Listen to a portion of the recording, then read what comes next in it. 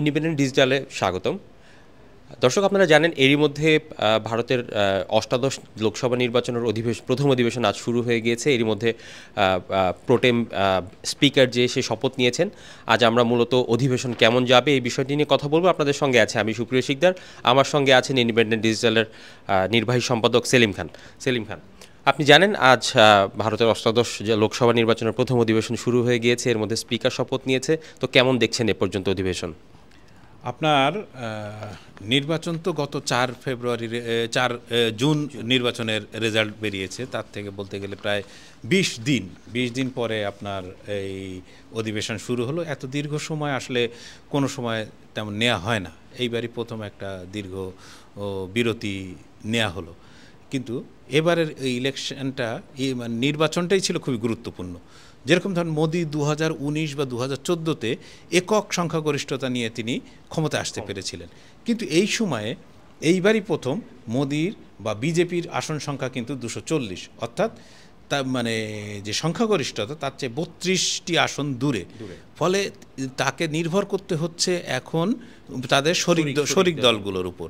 ফলে এই শরিক দলগুলোর উপর নির্ভর করার কারণে গত 2 বার তিনি যেভাবে চালাতে পেরেছিলেন, এবারও তিনি সেভাবে চালাতে পারবেন কিনা সেটা কিন্তু লাখ টাকার প্রশ্ন, এবং সেটা ভবিষ্যতই বলবে, সেটা করা কঠিন।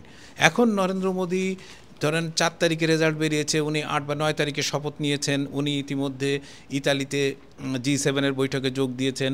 আমাদের প্রধানমন্ত্রী দিল্লি সফরে গিয়েছিলেন, তার সঙ্গে দ্বিপক্ষীয় আলোচনা হয়েছে। কিন্তু নরেন্দ্র মোদী সরকারের এই যে নতুন একটা সরকার তৈরি হলে আপনার নির্বাচনের পরে যেহেতু বিজেপি সবচেয়ে বেশি আসন পেয়েছিল, রাষ্ট্রপতি স্বাভাবিকভাবেই তাকেই সরকার গঠনের জন্য ডেকেছেন। কিন্তু সরকারের লেজিটিমেসি বা বৈধতা হয় যখন সে সংসদে আস্থা ভোটে জিতে আসে, অর্থাৎ তাকে প্রমাণ করতে হয় যে তার পেছনে সংখ্যাগরিষ্ঠ সংসদ সদস্যদের সমর্থন আছে। এই সমর্থনটাই তাকে এই অধিবেশনে নিতে হবে। এই অধিবেশনে তিনি যদি সংখ্যাগরিষ্ঠ সংসদ সদস্যদের সমর্থন পান, তাহলে তিনি আগামী 6 মাসের জন্য নিরাপদ অবস্থানে থাকবেন। সেলিম খান, আপনার কাছে ছোট করে জানতে চাইবো যে আমরা জানি যে 26শে জুন ভারতের স্পিকার নির্বাচন, এর আগে যে প্রোটেম স্পিকার বলা হচ্ছে, অস্থায়ী যে স্পিকার, এই অস্থায়ী স্পিকার কিংবা প্রোটেম স্পিকার নিয়ে যদি কিছু বলতেন।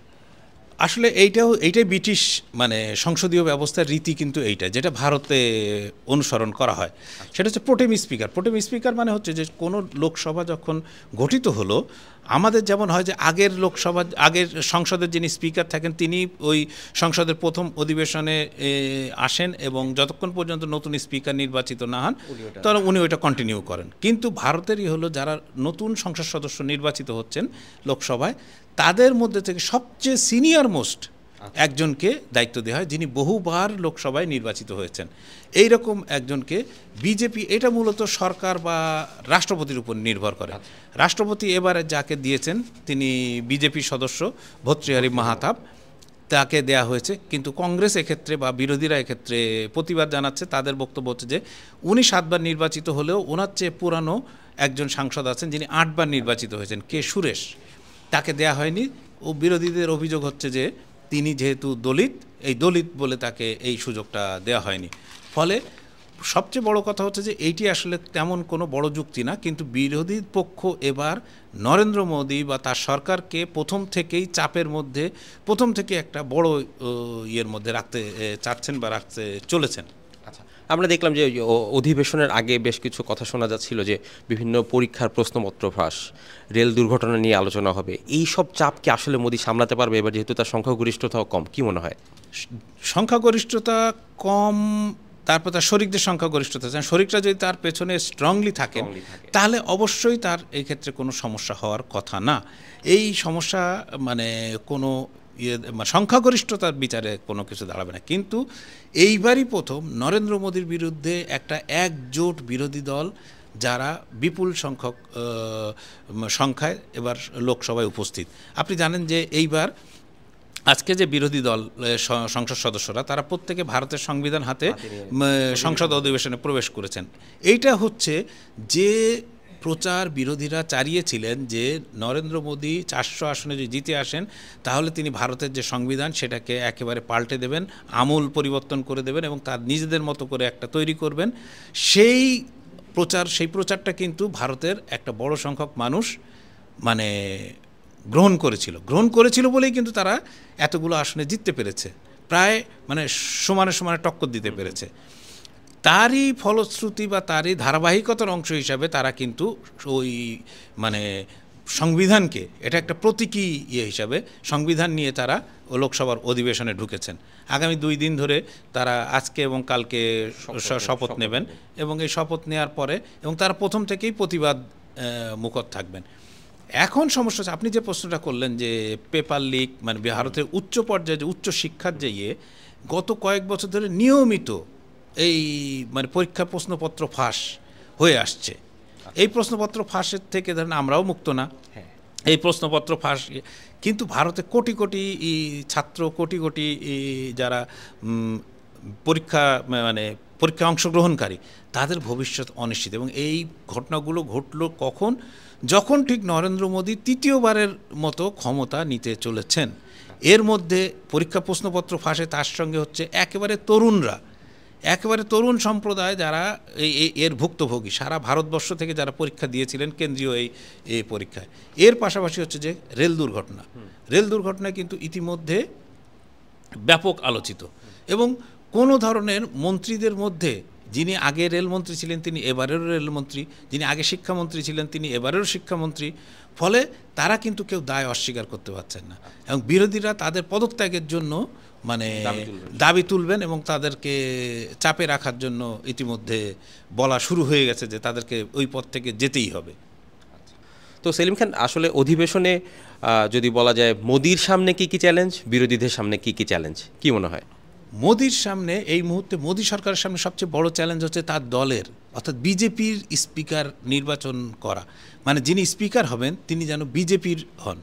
বিজেপির স্পিকার না হলে তিনি যে সমস্যায় পড়বেন যে সব সময় কিন্তু তার কথা যে চলবে, কারণ লোকসভায় শেষ পর্যন্ত গিয়ে স্পিকারই কিন্তু অল ইন অল, তিনি সর্বা। ফলে স্পিকার পদটা পেতে বিজেপি মরিয়া। অন্যদিকে বিজেপি শরিক দল যেরকম চন্দ্রবাবু নাইডু তেলেগু দেশম, নীতিশ কুমারও কিছুটা এই গড়িমসি করা শুরু করেছেন, কারণ তারা জানেন স্পিকারের হাতে এমন কিছু ক্ষমতা থাকে যেখানে দল ভাঙা গড়া ইতিমধ্যে সেই প্রমাণ নরেন্দ্র মোদী সরকার বা তারা কিন্তু দিয়েছেন। ফলে স্পিকার পদটা খুবই গুরুত্বপূর্ণ।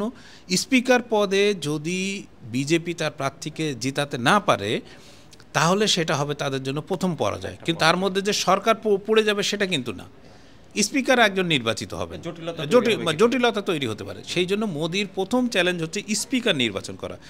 দ্বিতীয় চ্যালেঞ্জ হচ্ছে যে এই প্রথম অধিবেশন যে শুরু হবে, প্রথম অধিবেশনে ভাষণ দেবেন হচ্ছে রাষ্ট্রপতি।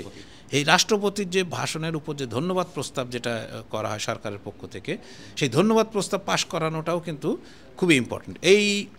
এরপরে আছে যে ভারতে কিন্তু যেহেতু এপ্রিল মাস থেকে মার্চ মাসে নির্বাচনের সময়সূচি ঘোষণা করা হয়েছে, ফলে বাজেট কিন্তু পূর্ণাঙ্গ বাজেট কিন্তু দেওয়া হয়নি বা রীতি মেনে পূর্ণাঙ্গ বাজেট দিতে পারেন না। এই জায়গায় কিন্তু নতুন বাজেট তারা দেবেন। এখন বাজেট যদি তারা না পাশ করতে পারেন তাহলে কিন্তু সরকার পড়ে যাবে, কারণ অর্থ বিল পাশ না হলে সরকার টেকে না, এইটাই হচ্ছে নিয়ম। কেন বাজেটের সমস্যা কোথায়? বাজেটের সমস্যা হচ্ছে যে বিভিন্ন, যেরকম আপনার চন্দ্রবাবু নাইডু তার রাজ্যে রাজধানী করবেন নতুন অমরাবতী বলে একটা জায়গায়, সেই জন্য তিনি 16,000-17,000 কোটি রুপি চেয়ে বসে আছেন যে তাকে পয়সা দিতে হবে যে তিনি নতুন রাজধানী করবেন।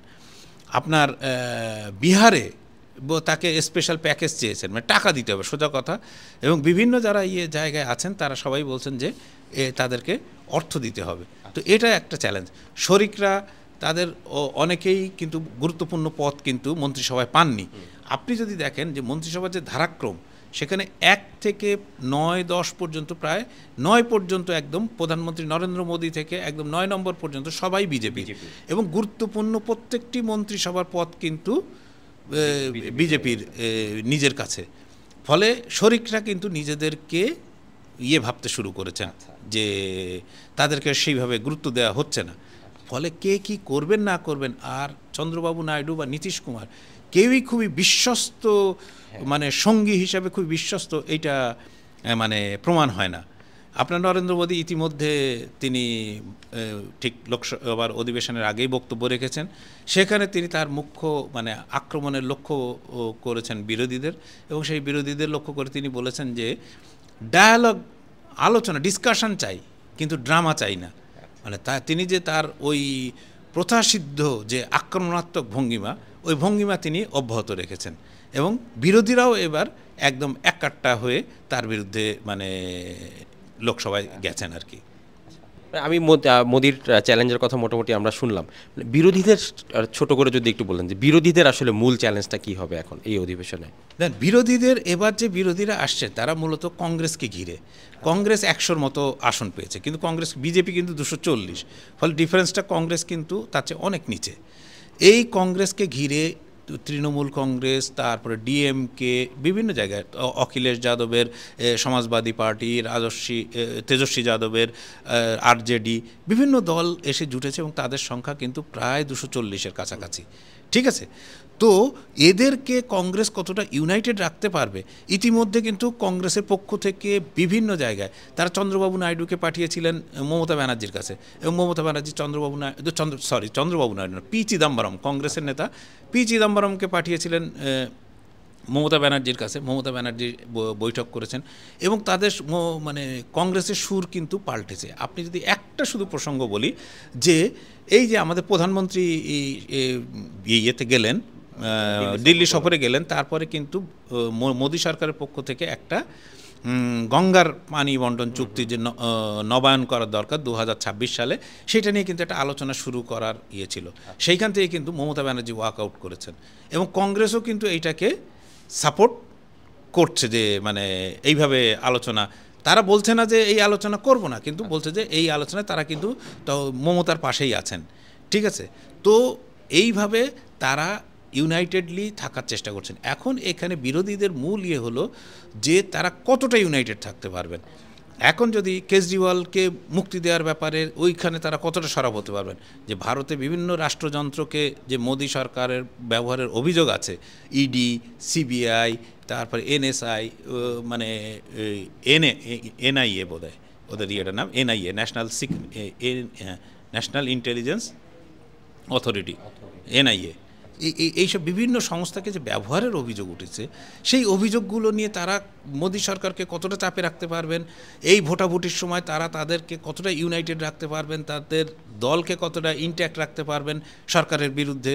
ঠিক আছে, সেইটি হচ্ছে তাদের জন্য সবচেয়ে বড় চ্যালেঞ্জ, এবং তারা যদি এই চ্যালেঞ্জে মানে সফল হতে পারেন, তাহলে আগামী কিছুদিনের মধ্যে আপনার হরিয়ানায় নির্বাচন আছে, মহারাষ্ট্রের নির্বাচন আছে, ঝাড়খণ্ডে নির্বাচন আছে।